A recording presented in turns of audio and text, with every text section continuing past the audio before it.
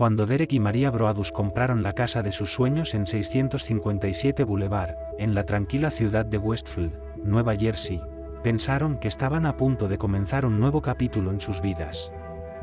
Era 2014, y la casa, una imponente vivienda de 6 dormitorios y estilo colonial, les había costado más de $1 millón. Westfield era uno de los lugares más seguros de Estados Unidos, ideal para criar a sus 3 hijos pequeños. Pero la ilusión de un nuevo hogar se desmoronaría de manera repentina y aterradora, cuando comenzaron a recibir cartas anónimas firmadas por alguien que se hacía llamar The Watcher, el vigilante. La primera carta llegó pocos días después de cerrar la compra. Estaba escrita a mano, sin remitente, y comenzaba con un tono inquietante: estimado nuevo vecino de 657 Boulevard, permítame darle la bienvenida al vecindario. Lo que parecía una simple presentación se tornó rápidamente oscuro. El remitente decía haber vigilado la casa durante décadas. Mi abuelo vigilaba la casa en los años 20. Mi padre en los 60. Y ahora, es mi turno. Decía también que 657 Boulevard había sido el objeto de su familia durante décadas, y que su misión era observarla. Pero lo más escalofriante fue que quien escribía parecía saber muchos detalles personales de los Broadus. Mencionaba a sus hijos, sin referirse a ellos por nombre, pero con descripciones precisas. He visto a los niños, ¿a cuál de ellos me entregarás para que juegue en el sótano? El mensaje insinuaba que los estaba observando todo el tiempo. Es difícil pasar por alto lo que está ocurriendo en casa. Desde la segunda planta puedo verlos moverse por las habitaciones. La carta también decía: una vez que conozco sus nombres, los llamaré y los atraeré hacia mí. Asustados, Derek y Maria fueron directamente a la policía. El detective asignado al caso quedó impactado por el contenido de la carta y les aconsejó no contarle a nadie sobre el contenido, especialmente a los vecinos, que ahora eran todos sospechosos. Los Broadus comenzaron a sentirse observados en cada momento. Dejaron de llevar a los niños a la casa, que aún no habitaban del todo. Instalaron cámaras de seguridad, luces de movimiento y consultaron a investigadores privados, analistas de comportamiento e incluso a un exagente del FBI. Pero el misterio solo se intensificó. Pronto llegó una segunda carta. 657 Boulevard me ha llamado con su sangre, decía. Es mi trabajo vigilarla y esperar su regreso. Esta vez, el autor parecía molesto por las renovaciones que los Broadus estaban haciendo en la casa. ¿Estás destruyendo la casa con lo que estás haciendo? ¿No sabes lo que representa? Para The Watcher, la casa tenía un alma, una historia que debía respetarse. Y ahora, estaba siendo profanada. El tono de las cartas se volvía cada vez más amenazante. En una de ellas, preguntaba si habían descubierto lo que había en las paredes de la casa. Necesita saber lo que hay en el interior, ¿por qué está allí? Insinuaba secretos oscuros ocultos dentro de la estructura.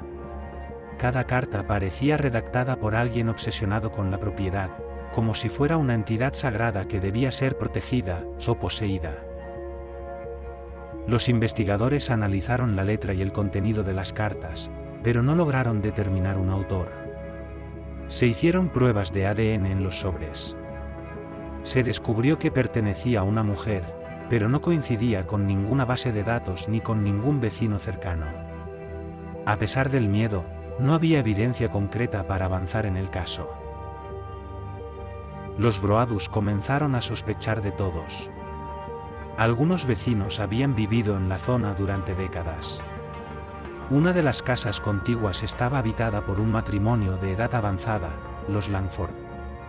Un hijo adulto, Michael Langford, vivía con ellos.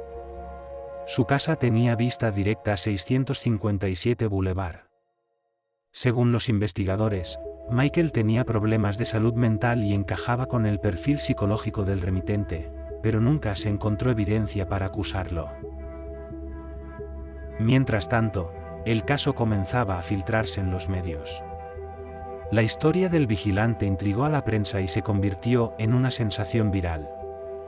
Los Broadus, sin embargo, no querían publicidad. Vivían bajo un estrés constante, sin poder mudarse a la casa que con tanto esfuerzo habían comprado. Intentaron venderla, pero las cartas habían manchado su reputación. Nadie quería vivir allí. Incluso intentaron demolerla y dividir el terreno, pero las autoridades locales se lo negaron. Estaban atrapados. Después de años de intentos fallidos, lograron alquilar la casa en 2018. Pero cuando los nuevos inquilinos se instalaron, llegó otra carta. Esta vez, era más inquietante que nunca. A los inquilinos del 657 Boulevard, ¿están planeando llenar la casa con la juventud que pedí? Una vez más, se están burlando de mí. Y advertía, tal vez un accidente automovilístico. Tal vez un incendio. Tal vez algo tan simple como una enfermedad dolorosa.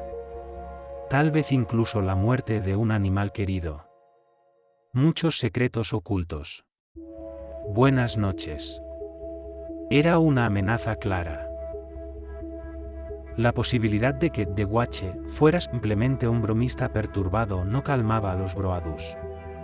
El tono, la constancia, el conocimiento preciso, todo apuntaba a una obsesión peligrosa.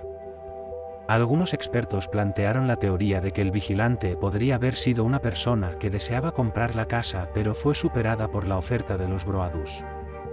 Otros pensaban que podía ser alguien del vecindario molesto por los cambios en la propiedad. Incluso hubo quienes sospechaban de los propios Broadus, sugiriendo que tal vez las cartas eran un engaño para revertir la compra. Pero esas hipótesis nunca se probaron.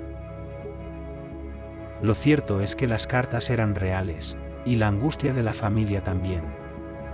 En 2019, los Broadus finalmente lograron vender la casa por un precio inferior al que pagaron, perdiendo cientos de miles de dólares. Nunca vivieron allí. Nunca estuvieron seguros. Y nunca se supo quién era The Guache.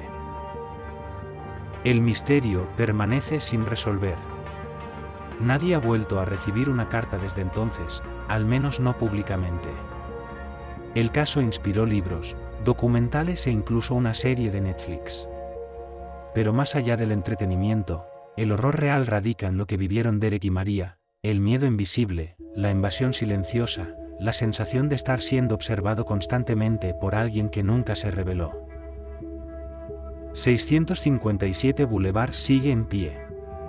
Y tal vez, solo tal vez, alguien sigue observando.